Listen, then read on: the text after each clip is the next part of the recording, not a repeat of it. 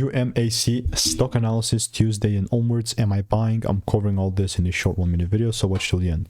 I've spent 5 figures on courses and mentors. I've called out thousands of quick predictions, and all of this is documented on this YouTube channel. And looking at UMAC, honestly, man, it's just looking so sick. It's crazy. Like, I'm looking to further take things up, but people like don't understand this stuff. Because after I saw this double break, you know, it was game on for me. I got my double break shift, and it just tickled the highest break evens got hit. And then turns out that was that was a break even. With that in mind, I'm gonna get rid of all the previous stuff that we had there.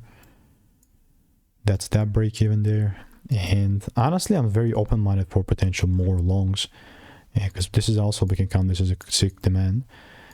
But without the price showing me signs and just showing me signs that it's starting to shift, then I'm not going to necessarily buy. Now, I know this looks like very optimistic, and then it seems like I'm going to just straight up buy tomorrow, but that's so far from the truth. It's crazy. So yeah, stay tuned. And if you want to make more money trading in a simple and way, click the first link in the description. That's a free newsletter.